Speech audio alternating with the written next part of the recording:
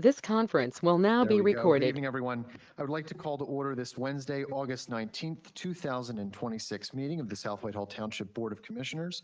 I'll note for the record that all 5 commissioners are present in person this evening. If you would all please stand and join me in the Pledge of Allegiance.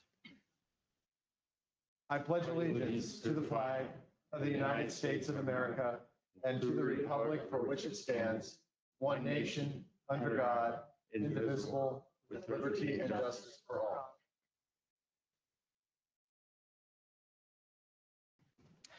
I'd like to note that all public sessions of the South Whitehall Township Board of Commissioners are electronically recorded, filed, and posted on the Township website for public access. At this time, I'll have our Township Manager, Tom Petrucci, please review our public and virtual meeting rules. Thank you. The public and virtual meeting rules are as follows. Courtesy of the floor for non-agenda items will be at the beginning and end of the agenda. Public comment will be limited to 5 minutes per speaker. For all listed agenda items, the board president will call for courtesy of the floor prior to the Board of Commissioners taking action on that specific agenda item.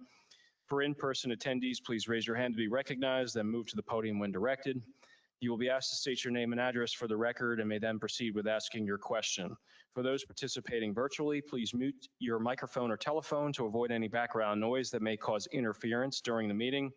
The chat box feature will be active throughout the meeting. If you have a comment or question, please type your full name and address into the chat box. The staff member monitoring GoToMeeting will then unmute your microphone and you'll have the opportunity to comment or ask a question. All the meeting packet with meeting materials was posted on the Township website on Friday, August 14th, and is available on the website under the Events and Agendas section. Thank you. Thank you, Tom. I'll also announce that the Board of Commissioners did meet in executive session on July 21st, July 31st, and prior to this evening's Board of Commissioners meeting in executive session to discuss legal and personnel matters. Agenda item 4 is courtesy of the floor. This is the first of 2 opportunities this evening for members of the public to offer any comment on any non-agenda items. For agenda items, there will be a separate time for you to make public comment. But when I do call for courtesy of the floor, if you would please raise your hand, I will call on you. You may approach the lectern, make sure the microphone is on, and provide your name and address before your comments. Are there any members of the public who wish to address the board on any non-agenda items? Yes, ma'am? And your name and address, please. It's on. That way you're recording for our meeting. I think it's on now, right? Yeah. Absolutely. Okay, that's Go ahead. better. Okay, so my name is April Stackhouse. I'm 2519 Russell Street, so I'm here in South Whitehall. By this point, you probably all know my neighbor and why I'm here, but I just kind of wanted to make sure I was keeping everybody up to date on everything that's happening. I don't want everyone to kind of be on like different pages. I want everyone to know what's happening. Thankfully, she was arrested on Monday, so I'm very grateful for that. That was wonderful. I do appreciate everybody working towards that. Her house was condemned, which is what I expected to happen. I will say, though, we were kind of confused on her conditions of bail because we kind of had thought she wasn't allowed back at the property. That's what we were told and how it was worded to us. So we did call when we saw her arrive back there again the same day that she came back out of jail. All she did when she went in was start putting cameras back up. So it's like, I understand if you're going in there, you need to clean things out, or if you're going in and you need to grab some of your belongings or something, like that's okay. But she went in and the 2 people she needs to stay away from are me and my neighbor, Paige. And she aimed a camera at both of our houses when she went in and we saw her do it. So we're a little concerned about that because literally she is stalking us. Like at this point, she is stalking us. She called my work 3 times. I don't know how she knows where I work, but she called my work. She talked to my manager and said that I was abusing animals on the internet. So it's concerning, like she's escalating it a little bit. So I just wanted to say, like, you know, you can see that my frustration, you can understand, like she calls the cops. She called and said we were murdering people, that I was sex trafficking people. They come to my house and they're like, can we look in your garage? Can we look in your shed? And then we called because we saw her over there putting more cameras up and they were like, it's okay, take it up with zoning. And they just left and they let her stay. So we were like, that's frustrating, right? My husband, he never has any issues with like anxiety and stuff like that. He can't sleep anymore. He has to take Xanax to go to sleep. So we're having issues with that. My son is autistic. He sleeps with a pillow over his head. He doesn't like being watched, he said. So we're having issues with him. I promised these kids, like we were taking care of this. She won't be back on the property. And here she comes. And she was there again today. So it's like she keeps coming back and she's not doing anything. She's not cleaning anything out. She's just going in there to move things around and bring more stuff in. So, and also another concern we have is I can guarantee in a couple days, she will crawl in through one of those open windows in the back and she will be living back in there. I can guarantee it because she's done it before. So the last thing I just wanted to say is I do have this notebook. It's full of stuff, as you can kind of see, like I'll just flip through. This is from like the beginning, from when she started doing stuff with us. I've kept track of everything in here. And it's like, I just put up a $13,000 fence to try and keep her away from us. Like, just leave us alone, It didn't work. She put a camera on a beam and stuck it right over the top to look into our yard. So it's like, I don't know. It's just, I feel like we've exhausted all of our options. Like now I don't even have money for an attorney if I wanted to sue her because I put up a fence thinking this would be something she wanted as well. And it just made her more mad. I had to pay a surveyor $1,800 to make sure she wouldn't call the cops on our fence, which she did anyway. She called and reported that it was too high and that it was on her property, which is not true. Yeah, so I just wanted to make sure you all knew that this was still going on. It's not just like a me and Paige, my neighbor problem. I have a whole bunch of people here who have also had issues with her and some that also couldn't make it today. So I just wanted to keep you updated and probably will see me again just because I'm sure more will happen. So thank you for listening. Thank you, Ms. Stackhouse. We appreciate your comments and your neighbors who are here this evening. I'll share my fiance and her mother also live on Russell Street, so I'm well aware of the situation. Because the criminal justice system is now involved with your neighbor, I don't want to make any more specific comments and jeopardize the integrity of that investigation. We want to make sure that that plays out fairly. I will ask though if our township manager, actually if Captain Brown, if you have anything, any ways to keep the communication open between you and Ms. Stackhouse if she does have documentation or things that may aid our detectives' investigation. Yes, I would encourage you to report any continuing actions of the resident there. We have dedicated resources to it. We've added some more resources to this investigation. So as Commissioner Roth has mentioned, I can't talk about the specifics of the investigation, but it is ongoing. Unfortunately, it's going to take a little bit of time for the back end of it to catch up to the front end in the justice system. Absolutely. And one thing we just wanted to double check too before I sit down was her going in there and putting more cameras up. I mean, is that, I mean, she's literally harassing and honestly stalking me and aiming more cameras at my house when she's not really supposed to be in there. Is that? Well, that's a kind of a civil matter, not a criminal matter. I could talk to you tomorrow about more specifically, get into that, the difference between the two of them. But that's what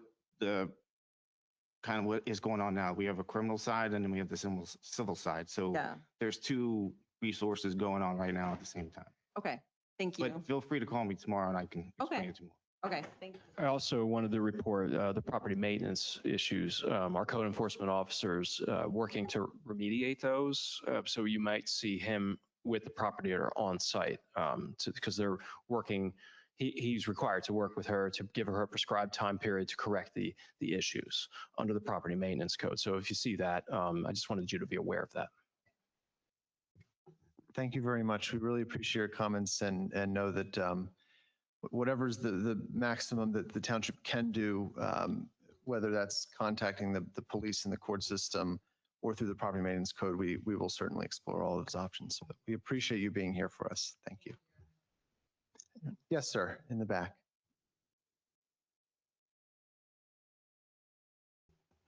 And if you could just provide your name and address for us, and then you may begin your comments. Yeah, my name is Andrew Whitehill. I live in Northampton. I'm in here in support of the Stackhouse family.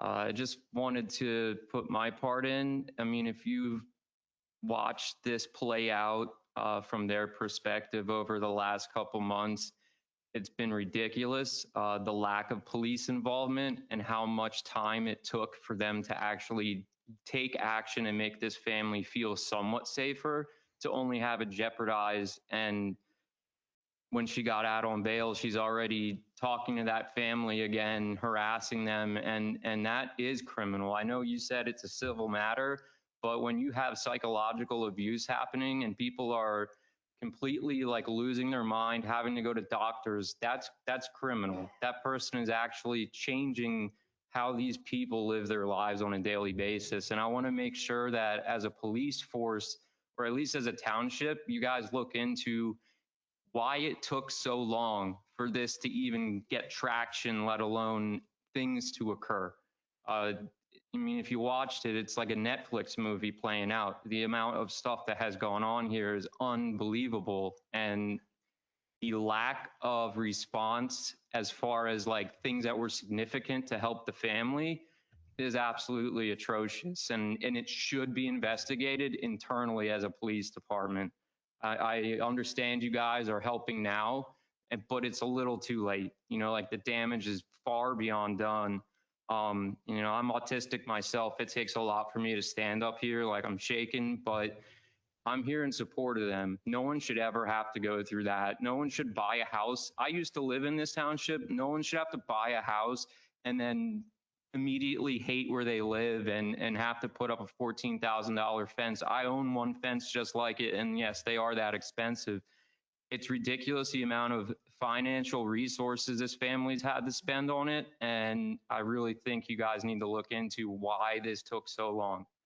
That's everything I have. Thank you. And thank you, Mr. Whitehall, for being here and for sharing your comments. Yes, ma'am. Your name and address, please. Christine Peterson, 2730 Russell Street. And I know you said about the zoning, but I just want to double check with the whole zoning thing, because her yard is a dump. It's a total dump. And we live in South Whitehall Township, which is a first-class township, very strict on zoning. And yet her house has been sitting there for 4 years looking like a dump. And she gets a week, then she gets 2 weeks, then she gets a month, she gets a year, she gets another year. Why? Like, why can't something be done? Go in there, clean her yard up, charge her. It's illegal. She's not supposed to have all that there. There was a house, I'm shaking too. Oh, you're good. There was a Thank you. house on Helen Street, one street up from me. They put a flag on their house, a flag. This was years ago. The township made them take the flag down because it didn't go with zoning, a flag on their house. Yet drive by her house, any one of you. Have you seen it? 2529 Russell Street. Drive by her house. It is a dump, a total dump. And I don't know why you allow it to look like that. Clear it out, charge her, put a lien on her house. Simple as that. You know, it's illegal. You know, that's all I have to say. I know she gets a week, she gets 2 weeks, she gets a month, she gets a year.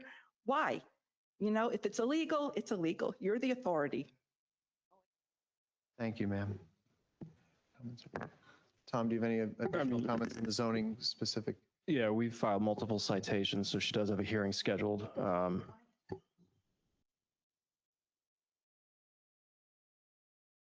Right, so from there, we need to look at additional actions that would require the board intervention. Thank you, Tom. From a legal perspective. Thank you, Tom. Any other members of the public who wish to address the board on non-agenda items? Yes, ma'am. Oh. It's still a non-agenda item, so you're good. And if you could just provide your name and address, please, for us. So my name is Michelle Hare. I actually live in Upper McCountry Township. And I am also here in support of April and her family. It is my understanding that after being arrested this week for probably the second time now, she was bailed out, and part of the conditions of her bond situation was that she was not allowed to come back on the property. She had to keep her distance, wasn't allowed to have contact with the stack houses, several other items. When she came back onto the property, that was a violation of her bond circumstances. And yet, when April called the police about this, pretty much nothing was done. They came out to make sure nobody was what were the words? Burglarizing the house. And then she was allowed to come out of the house and just leave and nothing was done. So my question to all of you, specifically you, Mr. Brown, is and they were told that this was now a zoning situation. So my question to you, sir, is who is responsible for enforcing the conditions of her bond? That would be the district attorney's office. The condition of her not being allowed on the property was a miscommunication between pretrial services and the detective handling the case. It was looked into, and it is not a part of her bail condition. So is she allowed to be near the stack houses No in contact with the them? victims, no contact with the victims. And there's other circumstances in the bail. If we would witness a violation of the bail conditions, we would have to call the district attorney, who would then have to issue a bail hearing before any other action can be taken. Is she allowed to put those cameras back up? It is my understanding she is, but I would encourage Ms. Stackhouse to continue to call if she sees the camera up, and we can look into the matter. So is having those cameras a violation of the Stackhouse's expectation of privacy, seeing as they are directed straight at their property and their house and their windows, like literally into their house? When it reached to the point that it was a criminal violation, yes, that was taken care of. when So it was if it's reported. like this again now, because she has gone back and reset these cameras, is that a violation of her bond? I would have to have an officer come out there and look at it. Maybe that should happen tomorrow. We were there earlier today, this morning. We did talk to Ms. Stackhouse again, and we did look around the property as far as we could get onto the property, and we did not see anything. So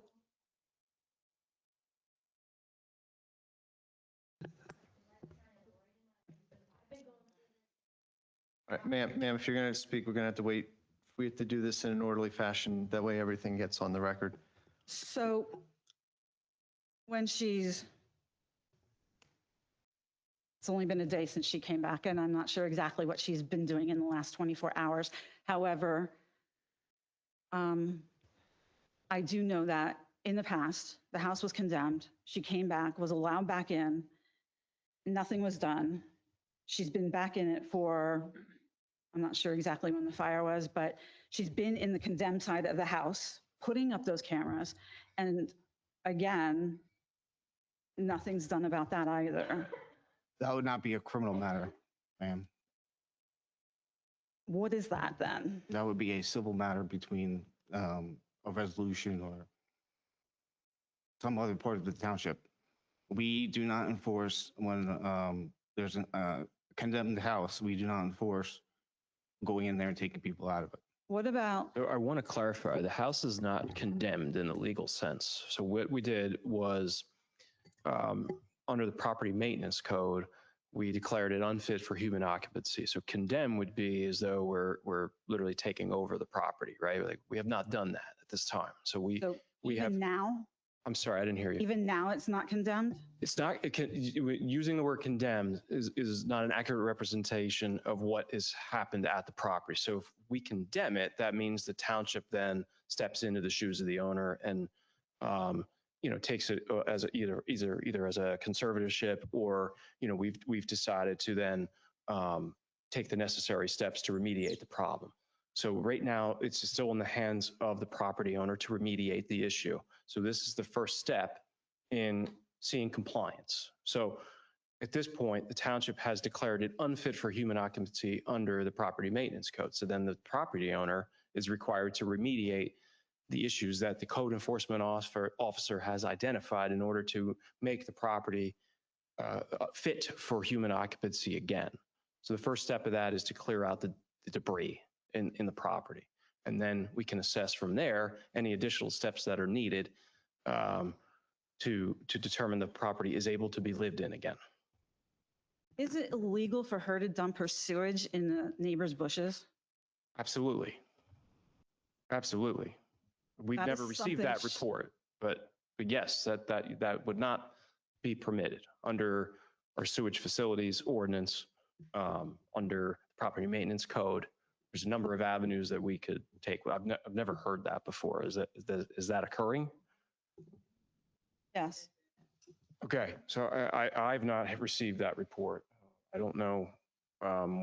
So honestly, if that's occurring, when you see that occurring, I would definitely call the non-emergency number so we can document that it happened. But either way, we need to make sure we're aware of all the issues so that we can take the appropriate steps. Do the Stackhouse family have what's considered a expectation of privacy? Yes, and each time that the cameras are placed, as Captain Brown alluded to, we'd have to determine on a case-by-case basis on whether that reaches a criminal level.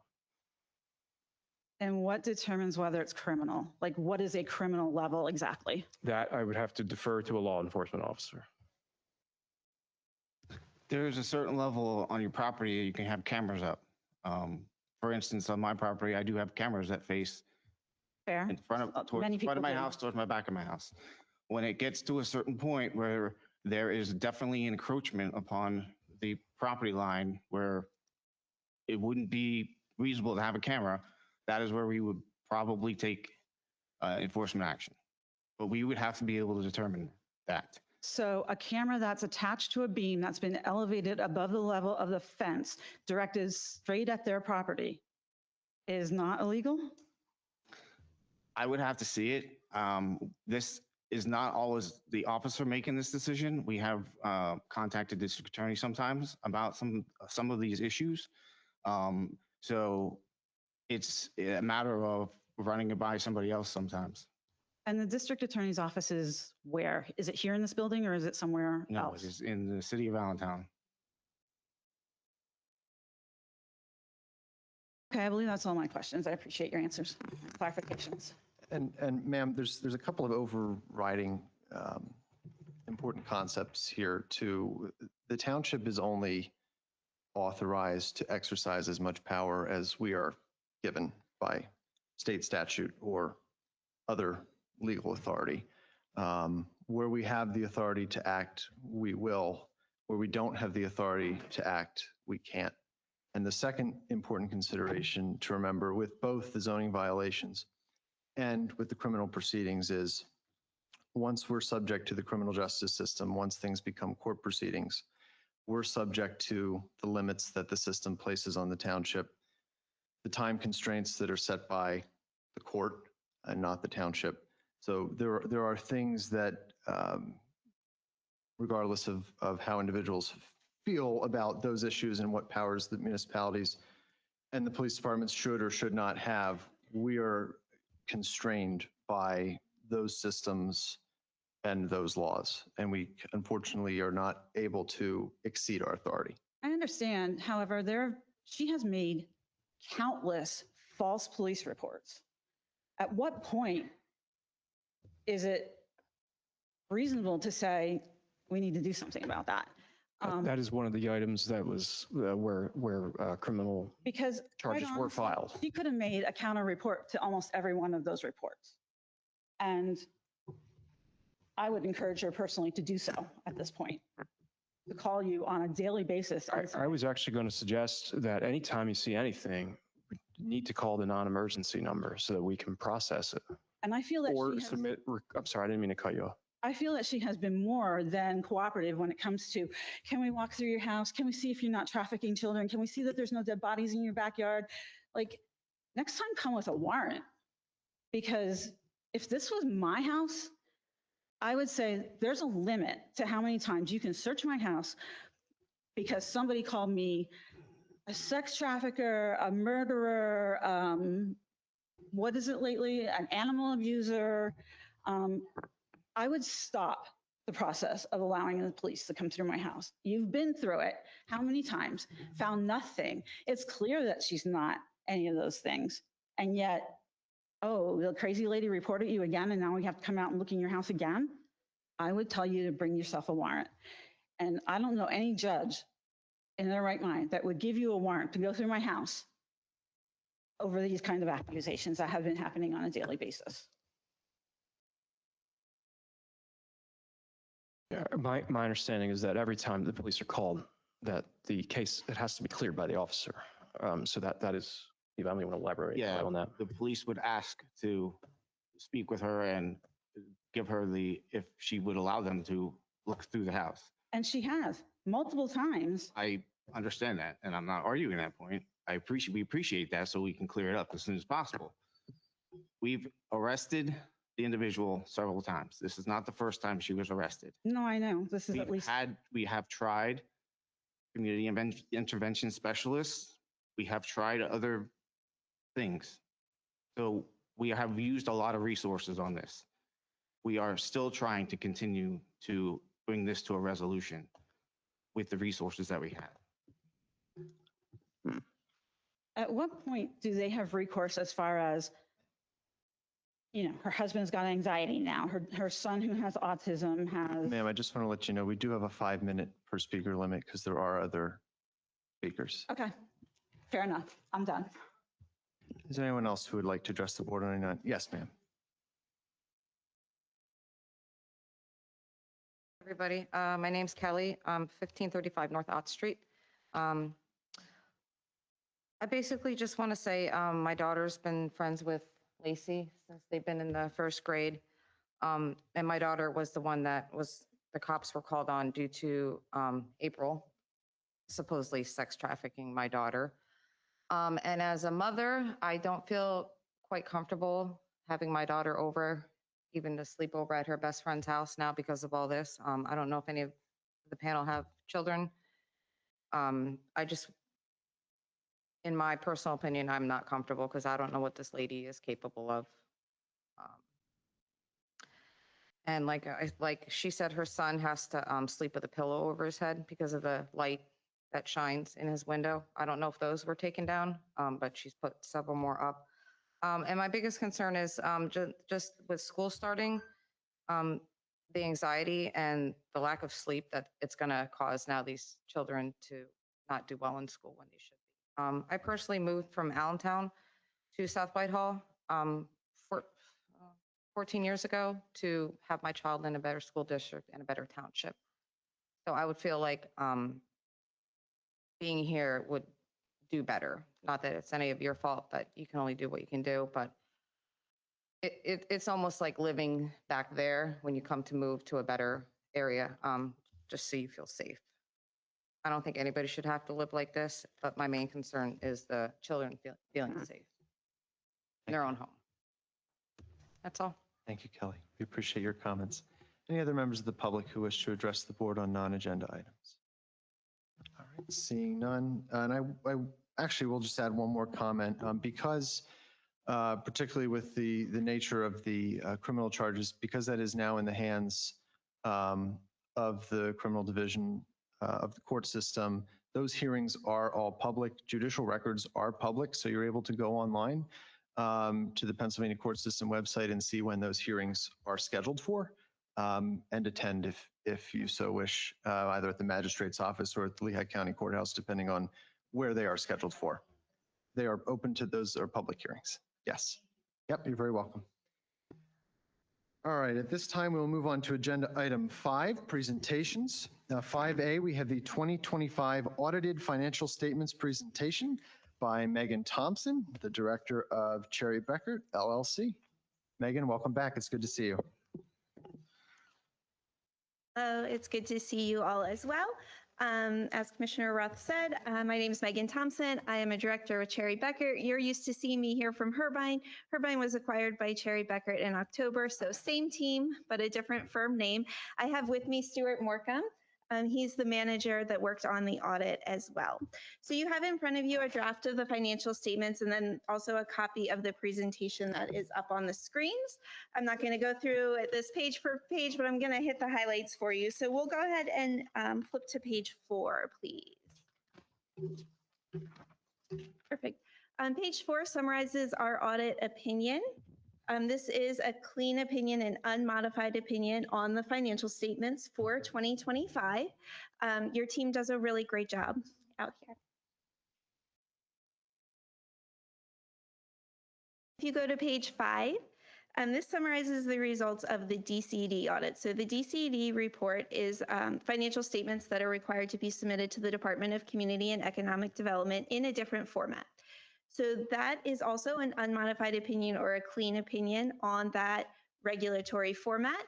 You'll see some wording that says it's an adverse opinion on GAAP. That doesn't mean anything bad. It just means that it's a different format that the state requires you to report in, not the format of those other financial statements you have. We look at some financial highlights for the 2025 year. Page 6 is your general fund activity. First column is what was budgeted. Middle column is what actually happened. And then that third column shows the variance between budget and actual. If you look all the way at the bottom of that middle actual column, you'll see $2,583,000. That was the surplus for your general fund in 2025. What led you to that surplus was a mixture of revenue being over budget as well as expenditures being under budget. Revenue was about 9% over budget, mostly in business privilege taxes and earned income taxes, two areas that are highly impacted by the economy and hard to predict when you're budgeting. You also had significant interest income that wasn't part of the budget, and that was due to your team moving some funds into accounts that had better interest rates than where they had been in the past. And lastly, you spent more of your state and local fiscal recovery funds, or the ARPA money is what you call it. And as that money gets spent, you recognize revenue for it. Expenditures were about 9.7% under budget. A lot of that dealt with timing of projects, personnel changes, and insurance plans that were chosen, as well as your team really focusing on cost-saving measures throughout the year. We have some charts on the next 2 pages. So slide 7 just shows your tax history in the general fund over the past 5 years. If you look at the middle of this graph, you'll see a chunk of blocks that say business privilege tax, and you'll see how much higher that business privilege tax revenue was compared to historical trends, which also helps kind of explain why it was so far over budget. Page 8 shows the expenditure trends over the past 3 years in the different departments that the state requires you to report under. Nothing really concerning or out of the norm here for 2025. So where does this leave you as far as reserves or fund balance at the end of 2025? This chart shows a combination of your general fund and your fiscal stability fund. So for our accounting purposes, we kind of put those together and treat them as one. That reserve is about 72% of next year's budgeted expenditure. So a healthy reserve in your general fund that allows you to do future projects or planning with those funds. The township also has 3 what we call special revenue funds. These are funds used to track money that's assessed for a specific purpose and has to be used only for that purpose, so not available just for general operations. This is your fire tax fund, the state highway aid, which tracks liquid fuels money that comes in from the state that must be spent on highways and streets purposes, and then open space, which tracks the contributions that come in to be used for culture and recreation expenses. The table on the left, bottom line, shows the ending fund balance in each of those funds at December 31st, 2025, again, restricted for spending under the purpose of those funds. Slide 11 shows you a summary of the financial activity in your capital projects fund. At the end of 2025, you have just over $1 million in this fund that is assigned for future capital projects. During the year, it was very active. You spent the money on things like vehicles and equipment, street projects, the Vistas Park project, and the pole barn construction. Page 12 shows a summary of what we call your proprietary funds. These are funds where the charges for services to your residents are meant to cover the cost of providing that service. So it's your water, sewer, and refuse funds.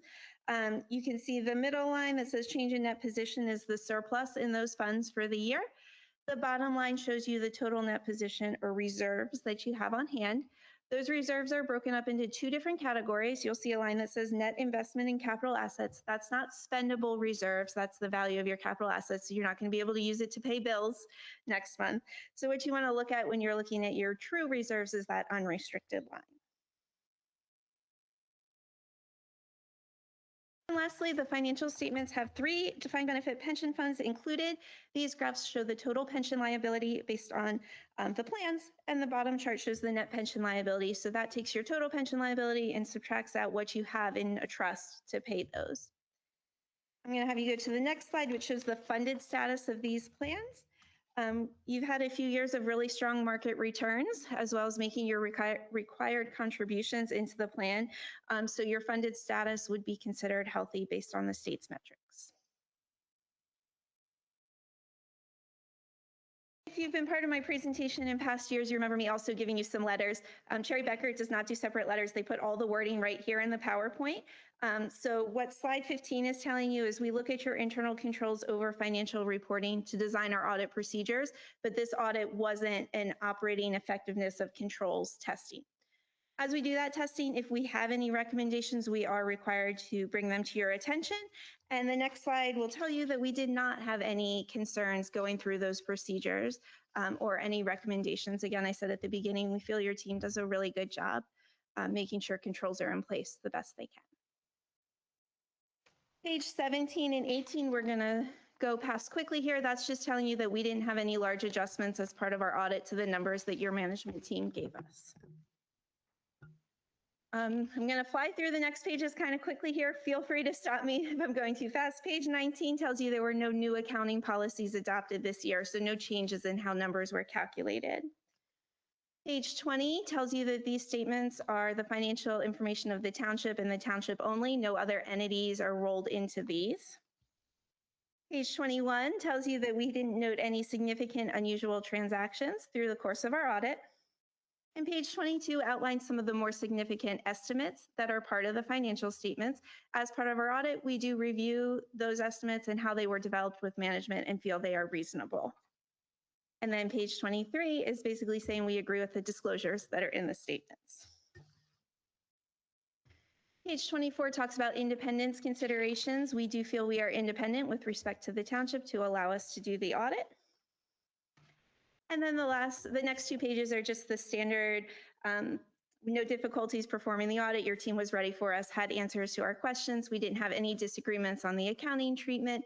We didn't become aware of any fraud or illegal acts throughout our procedures.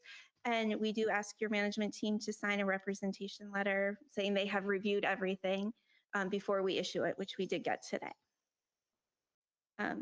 That's what I wanted to cover tonight. I know that was kind of quick, but if you have any questions, I'm happy to answer them. Thank you, Megan. Actually, before I open it up to board questions, I'll ask our Director of Finance, Tricia Dickert, if she has any comments or anything to add to that presentation. No, I don't have anything to add to it. Obviously, Megan articulated everything quite nicely, and the finance department individually, and obviously the executive branch, we're all really excited to be able to deliver another clean audit. We pride ourselves on our work, and I think that a clean audit is a testament to that. So we just always, we appreciate the fluid nature, the functional nature that it should be between authority, us being this unit, and an auditor. I've been on the other side of it, so I know how uncomfortable those exchanges can be. So it's just really great to be able to prepare for audit season and watch it run so smoothly. And her team, the team that she assembles every year, is great at that, as is our team. Thank you. I'll save my comments to the end, but I'll open it up to my fellow commissioners for any comments on the audit presentation. Glenn? First, I think this was an excellent audit outcome, and I think it's a credit to our staff in terms of how clean it is. In the course of my professional career, done a lot of audits or been involved in a lot of audits, and it's as good as any of I've seen. One question I have for you, when you think about the role of the board as an overseer of township finances, do you have any thoughts or suggestions as to what board should do to properly exercise its oversight responsibilities? I think there are two key reports to review each month, and I understand you're getting them, and I have no doubt you are. The first is budget to actual. I would review that monthly, and if anything sticks out that's really far off budget, there may be an explanation, but just ask, make sure we didn't have something miscoded or ask about those. The other one is your list of bills or checks that you're approving for disbursement.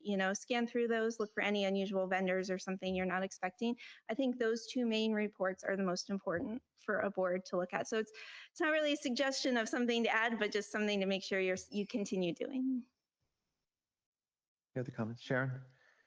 I just wanted to say thank you so much. I thought that this was very impressive. And I also wanted to directly say thank you to our Director of Finance and your team, as well as to the staff, specifically for, and I'm looking at Herb in particular because when it comes to like being cost effective, I feel like, you know, you go above and beyond. And I don't mean just Herb, but many of our staff members do that, and I really appreciate that. And it's a I think it's very appreciated by our taxpayers, our residents, and I just wanted to say thank you to Tom, who is the leader for this. So thank you, all of you. Well said, Sharon. Diane? Yes, good evening. Hi, Megan. As I was preparing for tonight's meeting, I went down memory lane to my early days on this board, which were 6 years ago. And as a new commissioner, we were facing 10 years with no audits completed in this township. Very concerning for me back then, and extremely refreshing, and just so proud of our team, from Tom and the executive team to our finance team down to every employee, as they look at yearly spending and where can we save, what is the best outcome for our residents. Audits are not exciting. Most of our residents probably don't realize this is happening tonight, but our annual audits are about more than compliance. They're about protecting taxpayer dollars. And the end result of that for me is building confidence and trust with our residents that we're doing the best that we absolutely can.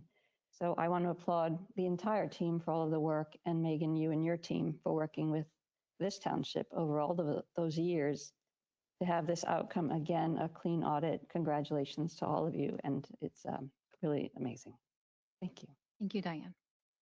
I'll echo the comments of Glenn and Sharon and Diane. I'll just have one thing to add to Tricia and to Kristen. Thank you. You keep this running all year long. As soon as the budget's assembled, you're already tracking that year's numbers, the next year's numbers. It never ends for you guys. But we're so glad to have you at the forefront of this. And specifically, Tricia, the one thing that stuck out to me, and it's only a small part of this, but that business privilege tax revenue, I remember many years ago when you started here, I know how important that project was to you and to Kristen as well. And just seeing the progress made from 2021 to now on that specific item is really incredible. So My baby. that the BPT is your baby. I know that. I made a promise to you all many years ago when I joined this team, and I just hope to keep delivering on that. Well, you've far exceeded what my expectations were in terms of getting that revenue source up and running and putting it where it should be. So I know that's just a small part of this entire thing, but I could not let the night go without commenting on the 5-year progress of that. Thank So you. I thank you. appreciate that. And on your first comment, I do want to say, I think that, this is the most cohesive finance department really that I think the township has ever had. And, Kristen and I really, at the leadership of finance, we complement each other very nicely where I maybe could use a little support, she's strong. Where she could maybe use a little support, I'm strong. It really, take confidence in the fact that you guys really do have what I believe to be, one of the best finance departments. Well, thank you to both of you. You're both, I can't say any more. Appreciate that. Thank you so much. Absolutely. Any other board comments? Thank you very much, Megan. I believe that's all. Are there any public comments on this agenda item before we move to a motion?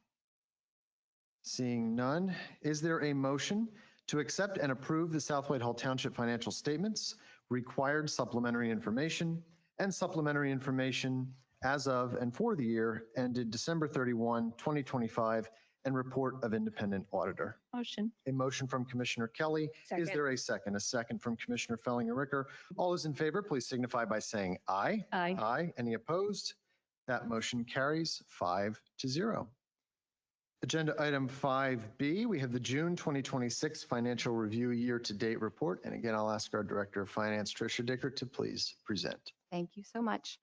So I realize that the financial summary usually gets done the first meeting of every month, but I don't believe there was a first meeting in August. So it's going to feel like we're talking about June financial summary now, and then literally in 3 weeks, we're going to be talking about July. I actually, we just handed over the July financial statements to you guys. I believe it was the 14th, 13th, 14th, one of those days. I'm not going to read the numbers to you. You have them in front of you. I can tell you that in reviewing the financial statements and the financial statement summary, there doesn't seem to be anything out of whack with what you would expect the natural progression of a year to look like. But I would open it up to any of you if you have any questions about the financial statements that were sent or the summary that was provided. We can do our best to answer those. I personally don't have any questions. Any questions from other members of the board? I don't have any questions, but I do want to thank you for providing this information to us on a regular basis, as well as Megan alluded to, one of the checks and balances is looking at the invoices and checks, and for you and your staff, that the public knows that those are all provided to this board in our packets for review. That was not true a few years ago, so I realize it's a bulk of work for your team, but it's much appreciated that we can review all of the expenditures of the township, so thank you.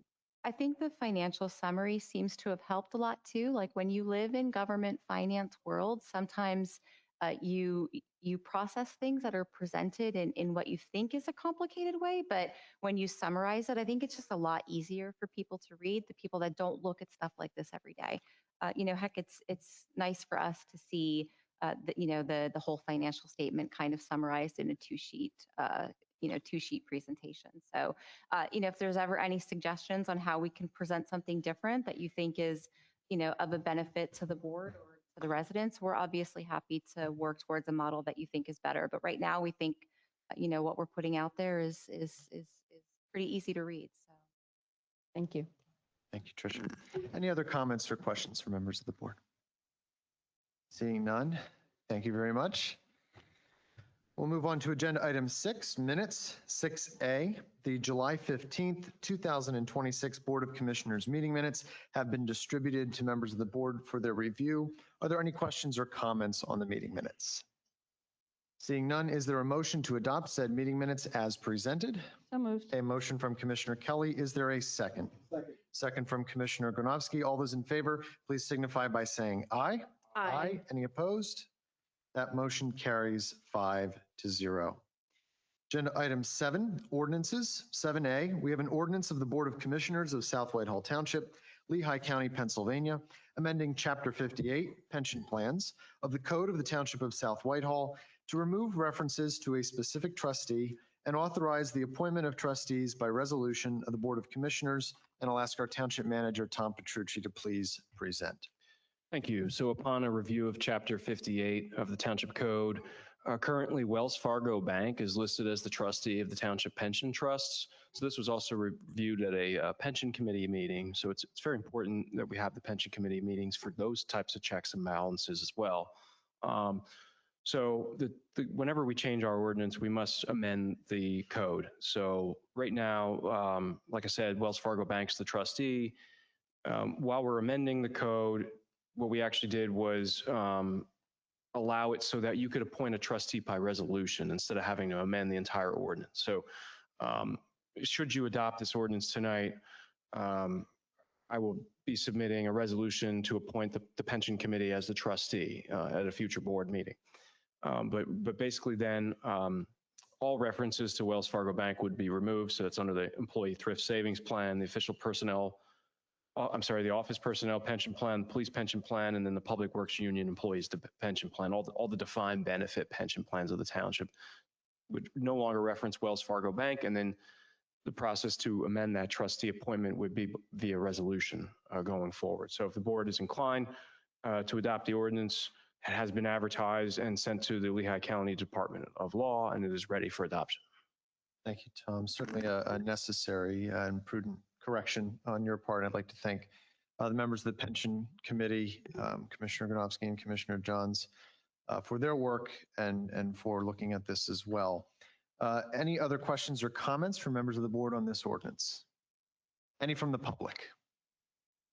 Seeing none, is there a motion to adopt said ordinance regarding Chapter 58 pension plans, amendments to trustee appointment procedures?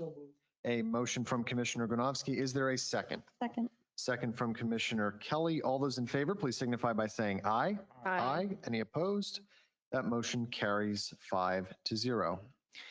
Agenda item 7B, we have an ordinance of the Township of South Whitehall, County of Lehigh, and Commonwealth of Pennsylvania, amending Part 2, General Legislation, Chapter 336, Vehicles and Traffic, Article 3, Restrictions on Size, Weight, and Type of Vehicle and Load of the Codified Ordinances of South Whitehall Township to amend Section 336-31, Truck Traffic Restricted on Certain Streets, to provide for a truck traffic prohibition on Brickyard Road, to incorporate the authority, exemptions, and penalties of Pennsylvania Consolidated Statute Section 4902, and to provide for a repealer clause, retention of rights to enforce, severability clause, and an effective date. And again, I will ask Township Manager Tom Petrucci to please present. Thank you. So based on ongoing incidents along Brickyard Road, the township engaged the township engineer to provide an analysis and a documentation to township staff regarding the restriction of truck traffic and whether it would be prudent to do so. So the township engineer provided a report dated June 5th, 2026, and indicated that it would be appropriate to restrict truck traffic on Brickyard Road. So in order to effectuate that recommendation, an ordinance amendment is required at Chapter 336-31 of the Township Code of Ordinances. So while the Brickyard Road is a local road, PennDOT Publication 212 official traffic control devices were utilized to determine whether the truck restriction is warranted. So some of the factors were the width of the cartway, the grade breaks, and adequate location for larger trucks to turn around. That's the key issue that happens up there when there's problems. Basically, to sum it up, the township engineer said those conditions would warrant the prohibition and restriction of truck traffic pursuant to Publication 212. This ordinance was advertised, was sent to the Lehigh County Department of Law, and is ready for adoption, noting that we would, upon adoption, have to install signage in accordance with the township engineer's recommendations, which Public Works would handle. So I would ask a motion to adopt the ordinance if you're so inclined. Excellent, Tom. Thank you. Are there any questions or comments from members of the board on this ordinance? Any from the public? Seeing none, is there a motion to adopt said ordinance regarding Brickyard Road truck restrictions? A motion from Commissioner Johns. Is there a second? Second. Second from Commissioner Kelly. All those in favor, please signify by saying aye. Aye. Any opposed? That motion carries 5-0. Agenda item 7C, we have an item for discussion only, the South Whitehall Historic Preservation Ordinance. And I'll ask Dave Manhart to please present this agenda item. Yes, thank you. This is an update on a long process that started with the comp plan in 2023. One of the things we heard during that community engagement process was the importance of historic resources to the township and the community, which led us then to the landscapes plan in 2024, which had a historic resource section. And then 2025, we hired a consultant to do what's called a windshield survey. So driving around, investigating properties as much as he could get access, but mostly from the road. That windshield survey was our historic resource inventory that was adopted in 2025. Some of the next steps that came out of that report, we're adopting a process for official designation, developing local historic marker program, the online repository, develop a historic preservation ordinance, establish a township designated committee, encourage the development of community-led organization. The ordinance that we've been drafting is hitting the first, fourth, and fifth of those items. So The ordinance would establish a official designation process. The ordinance would also address permits and a historic review for any designated properties, and also have outline technical review and criteria for those processes. Right now, we had a couple drafts and a couple decision points we needed to go with. We've come to a resolution on that, and we're going to proceed with finalizing that draft, working with legal team and consultants and staff, getting that together. We should have changes sometime in September, we should have. Thank you, Dave. We look forward certainly to that final draft of the text of the ordinance, which will then come before us at least 2 more public meetings for advertisement, sending to various agencies to get comment, and then ultimately down the road, a final adoption. My only comment is, Dave, I want to thank you and your team for putting this together. This is something that the community's been asking for a long time, something that we've been asking for a long time.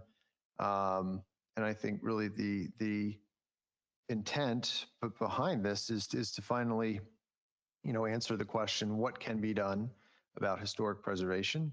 What options do individuals have to preserve their historic properties? What ways can the township assist in that?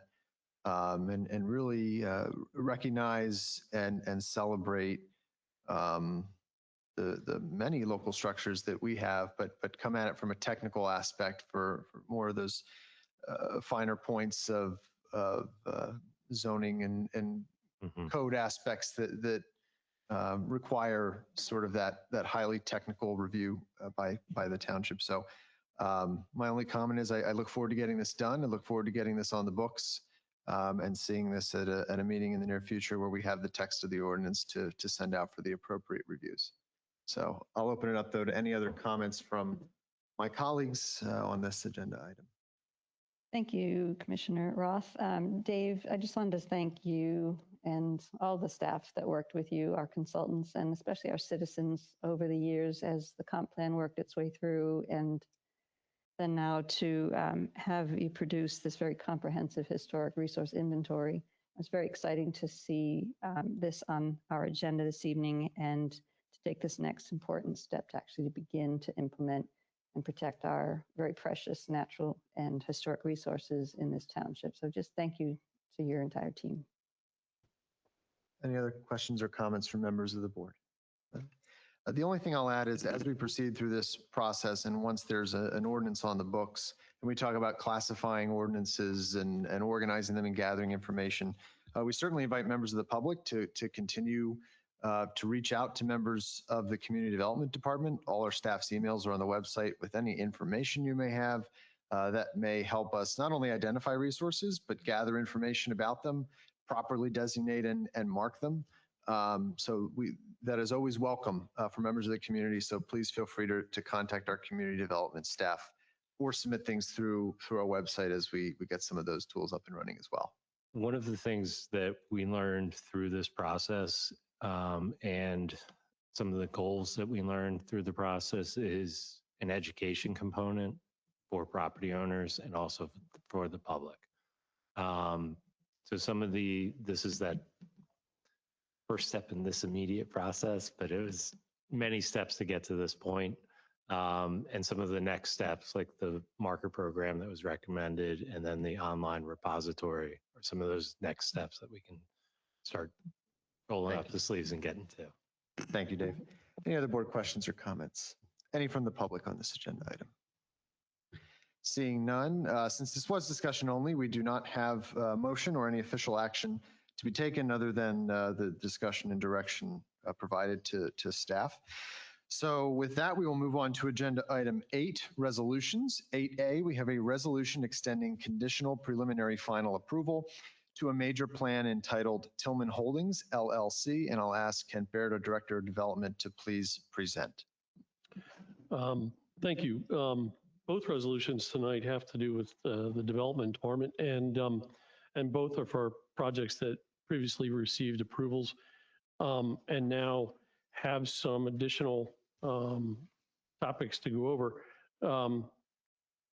With the first one being, and of course, the second one, I'm sure is everyone's going to be excited to see the approval of that. The first one is a project known as Tillman Holdings, and that's a project that sought to expand the commercial buildings at 4750 Tillman Street, and that would be the Advanced Auto Parts. People would recognize that on the south side of Tillman, and it included improvements to the building, which have been done, and it called for improvements to the frontage that paired with some approvals from PennDOT on the driveway. So there are only a couple of things left to talk about, and they're not at all easy, but we've got Bill Erdman here to help support the request for the extension. We believe we don't need a lot of time. There are some things that are yet to be determined, but would like the additional 6 months to wrap up what we think is needed. And maybe it leads to something more, but in the moment here, we're talking about the frontage of Tillman and a project that was approved in 2025 with a refinement of the resolution of approval in February of 2026. So this is not a very old project, but it's one you've seen before. So Bill, if you'd like to help out and talk a little bit about the frontage of the project. Good evening, Mr. Erdman.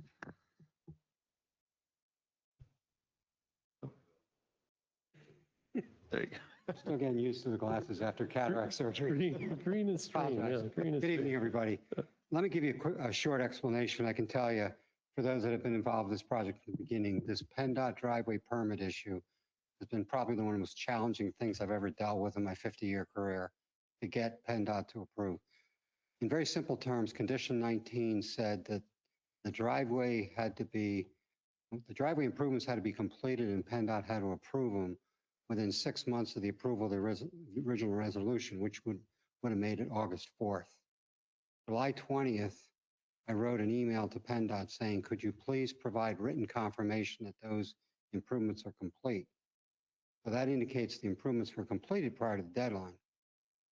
It took until August 12th for Ted Fenstermacher to write back, which was 8 days after the deadline, to say the improvements are acceptable. It's our position, and I talked to Kent briefly before the meeting, that we have all the necessary PennDOT approvals. However, the benefit of this 6-month extension, and it could be only a couple of weeks, which might be enough time, gives us the opportunity to convince staff that we do, in fact, have that necessary approval. So we'd appreciate you approving it for that reason, but that's the one issue that this revised resolution is addressing, which is specifically condition 19. Thank you, Bill. Certainly, giving your explanation, giving our staff's explanation, I think 6 months is a fair extension, but I'll open it up to other members of the board if they I would agree. disagree. Great. All right. Unless there are any other board questions or comments, are there any questions or comments from the public on this item? Nothing further from staff, I assume, Kent? No, sir. Seeing none, is there a motion to adopt said resolution extending the deadline set forth in condition 19 of amended resolution 2026-55 for a major plan entitled Tillman Holdings LLC? Motion. Motion from Commissioner Kelly, a second from Commissioner Johns. All those in favor, please signify by saying aye. Aye. Aye. Any opposed? That motion carries 5-0. Best of luck. Very good. Have a good night, Bill. Agenda item 8B, we have an amended resolution granting preliminary final approval to a major plan entitled Nestle Purina Wastewater Treatment Upgrades. And again, I'll ask Mr. Baird to please present. Thank you. I think if anyone felt the earth shake when I said there were issues with the second item, the resolution, the only issue is to celebrate that Nestle is here to hear the potential approval of their preliminary final approval for the project to improve their wastewater treatment facilities. And so for the record and a reminder, the board did approve in June of 2024 preliminary final approval resolution 2024-92 for the major improvements at 2050 Pope Road, as well as north of Huckleberry. And all of this is to help take their wastewater management to the next level. In the time period between then and now, they found better technology to improve their circumstances. So they've come back and they've made revisions and they've improved their approach to that wastewater treatment. And so after all of the staff review and participation in the Planning Commission meetings and so on, at the July 9th, 2026 Planning Commission meeting, members voted unanimously to recommend approval. So tonight, I think we have some folks from Nestle and we have legal representation. And if there's anything to expand on, we can't wait to get started. Please, floor is yours. And the green light is yours too when you. If it's on. There you go. Now it is. There it is. Good evening, everyone. My name is Stephanie Coble from Fitzpatrick, Lentz and Buba. I've been before you many times on this plan. I think Mr. Baird did a very good job of summarizing where we're at. We've gone through the process. We have a recommendation of approval from the Planning Commission. The Township Engineer's Office has also said that the plan has gotten to a specific point. The applicant, to an acceptable point. The applicant has accepted all of the conditions of approval and submitted a signed acceptance of conditions of approval. They will be dropping off the original tomorrow morning. And I think we're at a point where we can get this done and hopefully make the wastewater treatment at a large township corporation a lot better. So I would respectfully request that the board grant the resolution of approval that's before you this evening. Thank you, Attorney Coble. I have no comments or questions. Any other commissioners have any questions or comments? None? Seeing none, are there any questions or comments from members of the public on this item? Seeing none, is there a motion to adopt said resolution granting preliminary final approval to a major plan entitled Nestle Purina Wastewater Treatment Upgrades? So moved. A motion from Commissioner Johns and a second from Commissioner Kelly. All those in favor, please signify by saying aye. Aye. Any opposed? That motion carries 5-0. Best of luck. Moving on to agenda item 9, motions. 9A, we have a motion to enter into another 3-year agreement with UniFirst for the uniform and mat rental cleaning services. Tom, if you'd please present this agenda item. Thank you. So it's a requirement of the Public Works Collective Bargaining Agreement to provide uniforms to our Public Works employees. So our current agreement with UniFirst is expiring. So we obtained competitive pricing from 2 additional uniform service providers before considering a new agreement. So after reviewing those quotes, UniFirst still does retain their title as the most cost effective with their quote for uniform and mat rental approximately 19% lower than the lowest quote. So that with that being said, I'd ask for a motion to approve entering into another 3-year agreement with UniFirst for the uniform and mat rental cleaning services. Thank you, Tom. Are there any commissioner questions or comments on this agenda item? Any from the public? Seeing none, is there a motion to enter into another 3-year agreement with UniFirst for the uniform and mat rental and cleaning services? Motion. Motion from Commissioner Kelly. Is there a second? I'll second. A second from Commissioner Fellinger-Ricker. All those in favor, please signify by saying aye. Aye. Any opposed? That motion carries 5-0. Agenda item 9B, we have a motion authorizing South Whitehall Township staff to solicit bids on behalf of the participating municipalities for the 2026-2027 joint rock salt procurement. I'll ask our Director of Township Operations, Herb Bender, to please present. Thank you. What this is an alternate bid from the state contract that we're all on. This gives us a second avenue to be able to get salt if the state is taking longer than anticipated to deliver salt to us. In this contract, we are not required at all to take any of it if we do not need it. Because of the state contract, we must take up to 75% of what we said we would take. So this is just basically giving us a second avenue in case we get behind on salt deliveries and the snow just keeps coming. So hopefully we don't run into the snow that just keeps coming and we don't need it, but we would like to have it there as a second option. Excellent. Thank you, Herb. Are there any questions or comments from members of the board on this motion? Any from the public?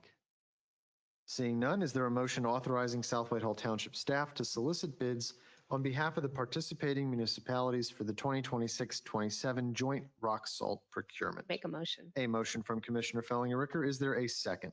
Second. Second from Commissioner Gronowski. All those in favor, please signify by saying aye. Aye. Any opposed? That motion carries 5-0.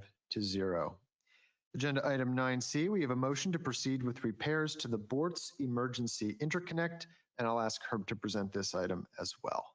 Thank you. Currently located down by KRE, we have a Bortz interconnect with Lehigh County Authority.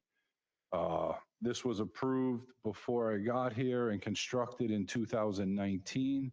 As it sits currently today, there is no way to open this up in an emergency situation.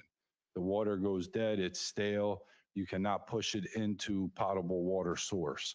So these enhancements to the Bortz interconnect would include automatic flushers, SCADA being tied into it.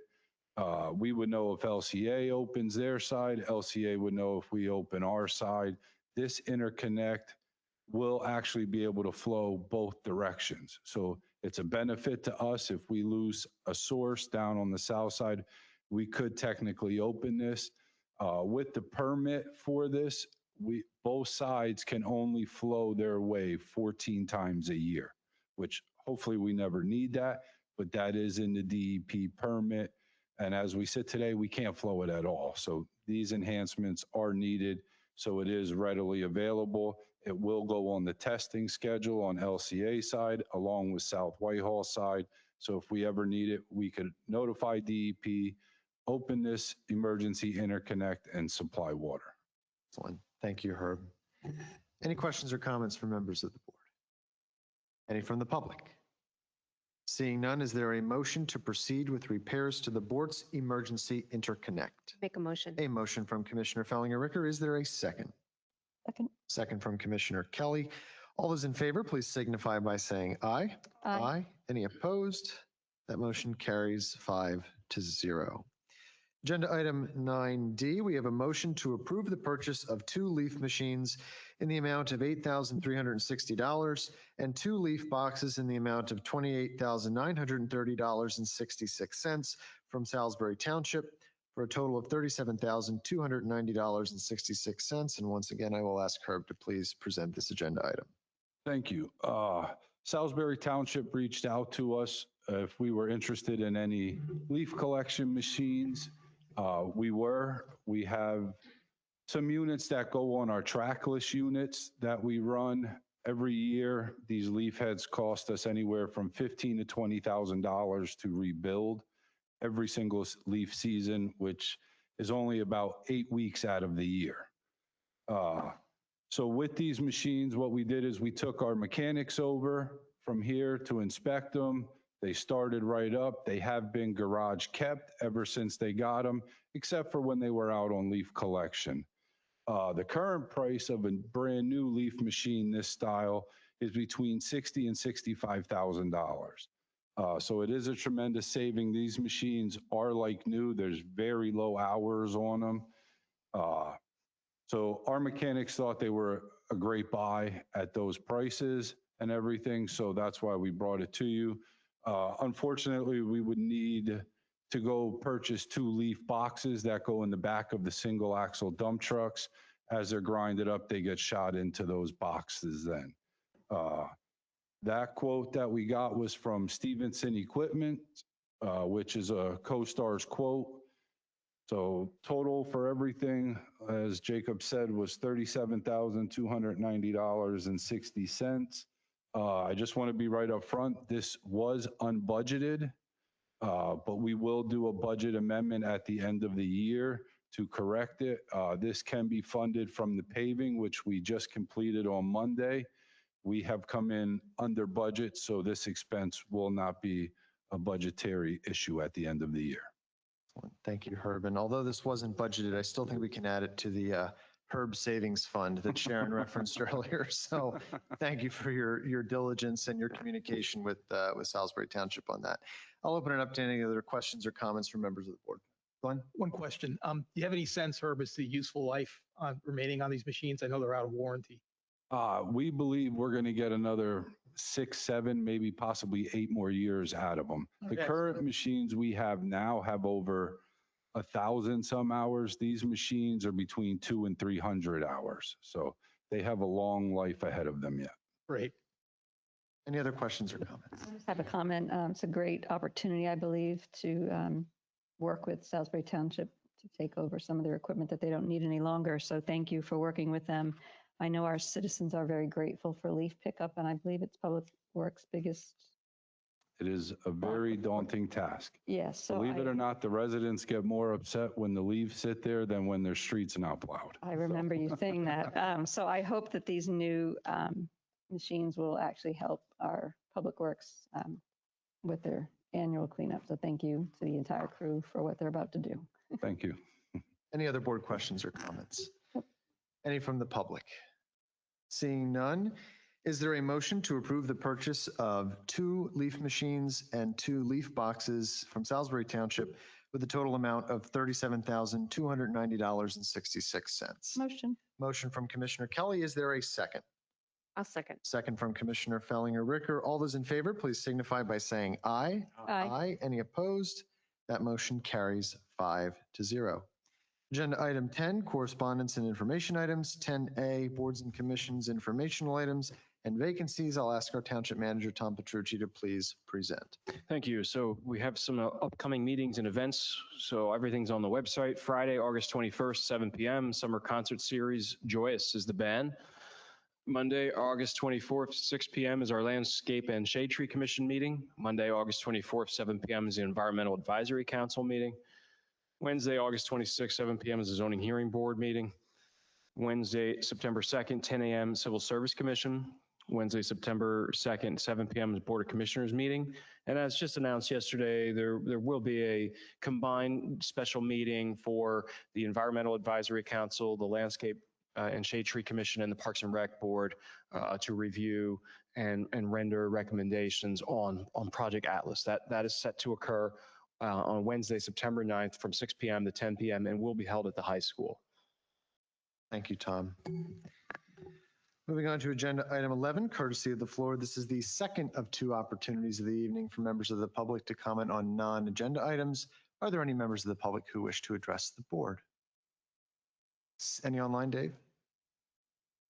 Seeing none, we will move on to agenda item 12. At this time, I would seek a motion to authorize the payment of our invoices and disbursements. Motion. A motion from Commissioner Kelly. Is there a second? Second from Commissioner Johns. All those in favor, please signify by saying aye. Aye. Any opposed? That motion carries 5-0. And last but not least, agenda item 13, adjournment. At this time, I would seek a motion to adjourn. Motion. Motion from Commissioner Kelly. Is there a second? I will second. Second from Commissioner Fellinger-Ricker. All those in favor, please signify by saying aye. Aye. Any opposed? That motion carries 5-0. This meeting is adjourned. Have a good night, everyone.